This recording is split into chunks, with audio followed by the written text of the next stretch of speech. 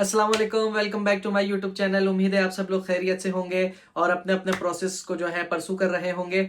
आज की वीडियो जैसे कि मैंने वादा किया था अपनी पिछली वीडियो के अंदर कि वीज़ा के हवाले से होने वाली है। आज मैं आपको बता रहा हूँगा कि फ्रांस में स्टूडेंट वीज़ा की रिक्वायरमेंट्स क्या हैं, कौन कौन से डॉक्यूमेंट्स आपको रिक्वायर्ड हैं जब आप वीज़ा फाइल कर रहे होते हैं और किन बातों का आपने ख्याल रखना है।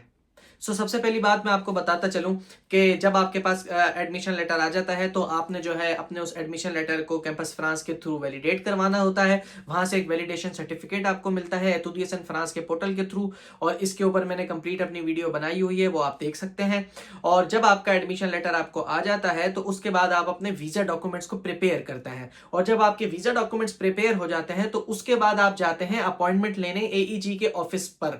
तो आज की वीडियो में मैं बात करूंगा कि कौन कौन से वीजा डॉक्यूमेंट्स हैं जो आपको प्रिपेयर करने हैं अपॉइंटमेंट लेने से पहले, और आइंदा वीडियो में मैं आपको बता रहा हूंगा कि किस तरीके से आपने अपनी अपॉइंटमेंट जाकर बुक करनी है एईजी से और क्या क्या वहां पे डॉक्यूमेंट्स लगेंगे। तो आज की वीडियो को चलें स्टार्ट करते हैं और देखते हैं स्टूडेंट वीजा के क्या क्या डॉक्यूमेंट्स रिक्वायर्ड हैं फ्रांस में। अच्छा जी, ये जो स्टूडेंट वीजा की लिस्ट है ये मैं आपके साथ एक ऑफिशियल लिस्ट है वो भी शेयर कर दूंगा, और दूसरी जो है जो मैंने खुद जब अपना इंटरव्यू देने गया था, डॉक्यूमेंट सबमिट करने गया था Islamabad embassy French embassy Islamabad में, तो वहां मैंने ये अपने हाथ से भी नोट कर लिया था। वहां पे एक दीवार के ऊपर ये लिखे हुए होते हैं डॉक्यूमेंट्स। तो जो पहला डॉक्यूमेंट है आपका वो है आपका वीजा एप्लीकेशन फॉर्म। आपको इसके 2 सेट चाहिए। Visa application form student visa के लिए आप कहां से अप्लाई करेंगे, ये लिंक आपकी वीडियो पे आप देख सकते हैं और डिस्क्रिप्शन में भी आपको मिल जाएगी, और इस पे अनकरीब मैं डिटेल वीडियो भी बना दूंगा कि कैसे ये आपने अप्लाई करना होता है। इस लिंक पे जाके आप ऑनलाइन जो है इस फॉर्म को फिल आउट करेंगे, और जब आप इस फॉर्म को फिल आउट कर देते हैं तो इसका पीडीएफ जनरेट हो जाएगा। तो जब इसका पीडीएफ जनरेट हो जाएगा तो उसके आपने 2 कॉपीज करवानी है। तो पहला डॉक्यूमेंट क्या है, आपके 2 वीजा एप्लीकेशन फॉर्म। दूसरे नंबर पे जो आपका डॉक्यूमेंट है वो है आपकी कॉपी ऑफ द पासपोर्ट। आपके पासपोर्ट की कॉपी होनी चाहिए। अगर आपके पासपोर्ट पे पहले कहीं का भी वीजा नहीं लगा हुआ, बिल्कुल फ्रेश पासपोर्ट है जो आमतौर पे लोगों के होते हैं, तो आपने सिर्फ फ्रंट के 4 पेजेस की कॉपी करवा लें, और एहतियातन अगर करवाना चाहे तो पूरे की करवा लें, क्योंकि मैं भी करवा के गया था। आप इस वीजा लिस्ट में देख सकते हैं कि इसमें लिखा हुआ है कि कंप्लीट पासपोर्ट की जो है आप फोटोकॉपी करवाएं, बट मैं वहां गया था, उन्होंने वो सारे पेपर हटा के सिर्फ शुरू के पेपर स्टेपलर से निकाल लिए थे और बाकी मुझे खाली पेपर वापस कर दिए थे।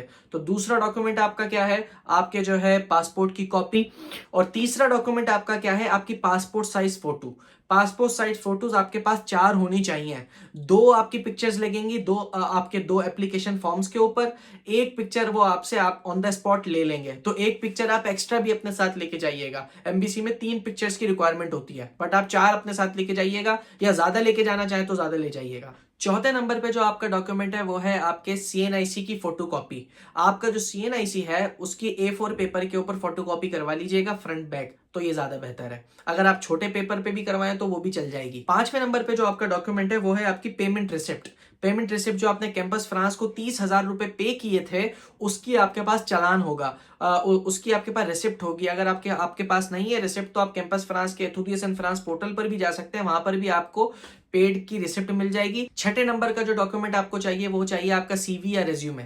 आपने जो अपने लिए सीवी बनाई है और जो रेज्यूमे बनाया है उसका प्रिंट आउट भी आपके पास होना चाहिए। 7वें नंबर का जो डॉक्यूमेंट है वो है मोटिवेशन लेटर या कवर लेटर। कवर लेटर और मोटिवेशन लेटर दोनों सेम ही चीज है, और आपने ये भी एक डॉक्यूमेंट है जो आपको रिक्वायर्ड है फ्रेंच एम्बेसी में at the time of visa submission.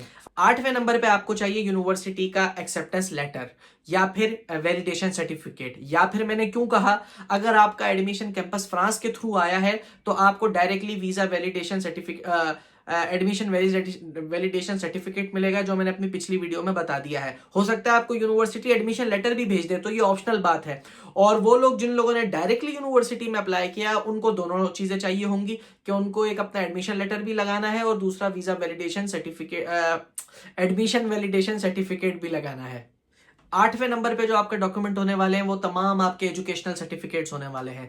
Matric की मार्कशीट, मैट्रिक का पक्का सर्टिफिकेट, इंटर की मार्कशीट, इंटर का पक्का सर्टिफिकेट, बैचलर्स की डिग्री और बैचलर्स की फाइनल ट्रांसक्रिप्ट। ये 6 डॉक्यूमेंट्स का आपके पास एक अच्छा सा जो है स्कैन होना चाहिए, इनकी फोटोकॉपी होनी चाहिए, और ये भी आप कम से कम 2 सेट ले जाइएगा। इसके बाद जो डॉक्यूमेंट आता है वो है आपका स्पॉन्सर एफिडेविट सर्टिफिकेट।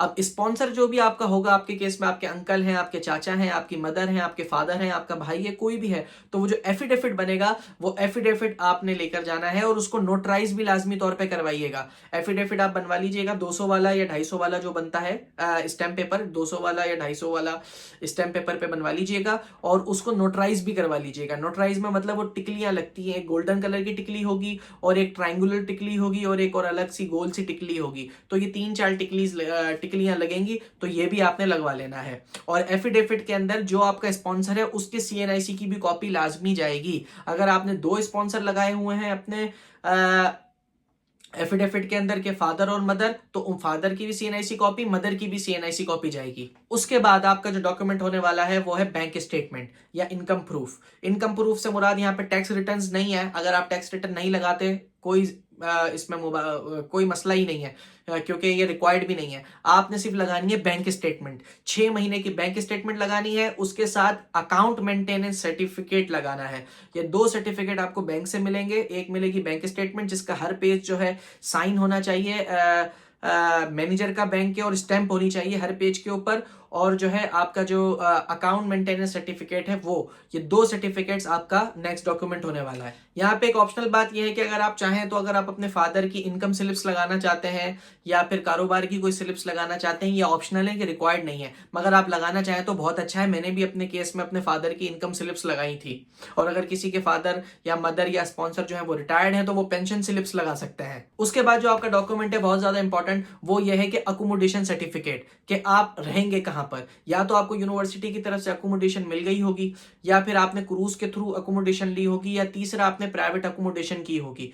और चौथा केस ये होता है कि आप जो है booking.com से भी अपनी अकोमोडेशन को बुक कर कर उसका सर्टिफिकेट के कब से कब तक आपका जो है स्टे है उस पर सारी डिटेल्स आ जाती हैं, वो आप वो सर्टिफिकेट भी आपका आपकी फाइल के साथ एमबीसी में जाएगा। उसके बाद जो आपका नेक्स्ट सर्टिफिकेट होने वाला है, नेक्स्ट डॉक्यूमेंट होने वाला है, वो है एफआरसी और बर्थ सर्टिफिकेट। ये बात जहन में रखें कि एफआरसी आपका लाजमी तौर पे चाहिए और आपका बर्थ सर्टिफिकेट भी लाजमी तौर पे चाहिए। लास्ट टाइम जो है कुछ बच्चों के पास बर्थ सर्टिफिकेट नहीं था तो उनके साथ इश्यूज हुए थे, तो आपको अभी से ही ये मैं बात बता रहा हूं कि आप अपना बर्थ सर्टिफिकेट लाजमी बनवाएं, क्योंकि फ्रांस के अंदर जब आप यहां पर आएंगे तो यहां पर जब आप हाउसिंग अलाउंस या दीगर चीजों के लिए अप्लाई करेंगे तो वहां पे आपका बर्थ सर्टिफिकेट रिक्वायर्ड होगा, तो आप अपना बर्थ सर्टिफिकेट लाजमी तौर पर बनवा लें। और एफआरसी तो नादरा से ऑनलाइन बन जाता है, 1000-1200 रुपए में वो आपको पीडीएफ ईमेल के थ्रू भी आ जाएगा, या आप वहां पे जाएंगे तो आपको 10-15 मिनट में ऑन द स्पॉट निकाल के दे देंगे।